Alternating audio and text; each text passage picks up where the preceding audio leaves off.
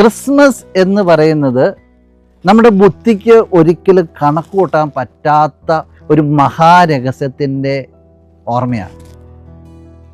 അത്യുന്നതനായ ദൈവം, വലിയ പ്രതാപത്തിൽ, വലിയ മഹത്വത്തിലിരിക്കുന്ന ദൈവം അതെല്ലാം വേണ്ട എന്ന് വെച്ചിട്ട് മനുഷ്യരുമെടുത്ത് ഒരു കുഞ്ഞു ശിശുവായിട്ട് ആരും ശ്രദ്ധിക്കപ്പെടാത്ത ഒരു കാലിത്തൊഴുത്തിലേക്ക് കടന്നു വരുന്നു എന്നുള്ളതാണ് ബുദ്ധിക്ക് ഒരിക്കലും ദഹിക്കാൻ പറ്റത്തില്ല. പക്ഷേ അതൊരു വലിയ രഹസ്യമാണ്. അത് വലിയ ശക്തിയുള്ളൊരു രഹസ്യമാണ്, വലിയ അഭിഷേകമുള്ളൊരു രഹസ്യമാണ്. അത്യുന്നത ദൈവം താഴ്വാരങ്ങളിലേക്ക് കടന്നു വന്നിട്ട് വലിയ മഹത്വമാണ് ആർജിക്കുന്നത്. അതാണ് ഈ ലോകത്തെ മുഴുവൻ രക്ഷിച്ചു എന്നുള്ള യാഥാർത്ഥ്യം.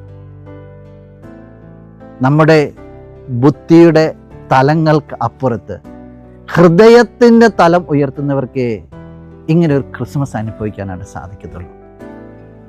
ബുദ്ധി കൊണ്ട് കണക്കാക്കിയാൽ ഒരിടത്തും എത്തത്തില്ല. നമുക്ക് ആട്ടിടയന്മാരിലേക്ക് തന്നെ തിരിയാം. പാതിരാത്രിയിൽ ആ പാവങ്ങൾ കിടന്നുറങ്ങിയ അന്നത്തെ അധ്വാനം എല്ലാം കഴിഞ്ഞിട്ട് ദൈവദൂതന്മാർ പ്രത്യക്ഷപ്പെട്ട് പറയുകയാണ്, ഇതാ നിങ്ങൾക്കായിട്ടൊരു രക്ഷകൻ ഇന്ന സ്ഥലത്ത് പുൽത്തൊട്ടിൽ ജനിച്ചിരിക്കുന്നു. ഞാൻ ചോദിക്കട്ടെ, ഈ ആട്ടിടയന്മാരുടെ സ്ഥാനത്ത് നിങ്ങളാണെങ്കിൽ ഇങ്ങനെ ഒരു ദൂതന്മാരുടെ ദർശനം ഉണ്ടായിക്കാൻ നിങ്ങൾ ചോദിക്കും, ഇത് ദൂതന്മാർ, നിങ്ങൾ ആരാ, നിങ്ങൾ എവിടെ നിന്ന്, നിങ്ങളെ എങ്ങനെയാണ് വിശ്വസിക്കുക? നിങ്ങൾ 100 ചോദ്യം ചോദിക്കുമ്പോൾ ദൂതൻ പറയും സ്വസ്തി എന്ന് പറഞ്ഞിട്ട് പോകും. അല്ലെങ്കിൽ ഇനി പറഞ്ഞ് നിങ്ങൾ വിശ്വസിച്ചെന്ന് വെക്കുക. എന്നാലും നിങ്ങൾ ചോദിക്കും, നിങ്ങളോടും ചോദിക്കും, ഈ രാത്രി പോകേണ്ട കാര്യമുള്ളൂ, നേരം വെളുത്തിട്ട് പോരെ, അത് ഇതൊക്കെ സെറ്റാക്കിയിട്ട് പോരെ, അല്ലെങ്കിൽ തണുപ്പത്ത് പോകേണ്ട കാര്യമുണ്ടോ? നിങ്ങൾ നിങ്ങളുടേതായ സാഹചര്യങ്ങളിലേക്ക് ദൈവത്തിൻ്റെ ദൂതിനെ വലിച്ചിറക്കാൻ തുടങ്ങും. അവസാനം തീരുമാനം ഉണ്ടാകത്തില്ല.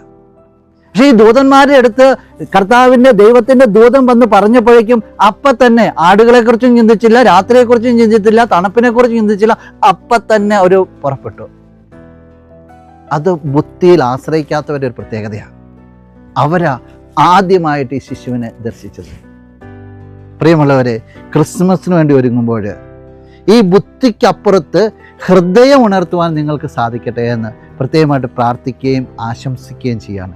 ഹൃദയത്തിൻ്റെ ഒരു ആഘോഷമായ ക്രിസ്മസിൻ്റെ മംഗളങ്ങൾ മുൻപേറെ നേരുകയാണ്. ദൈവം നിങ്ങളെല്ലാവരെയും സമർത്ഥമായിട്ട് അനുഗ്രഹിക്കട്ടെ.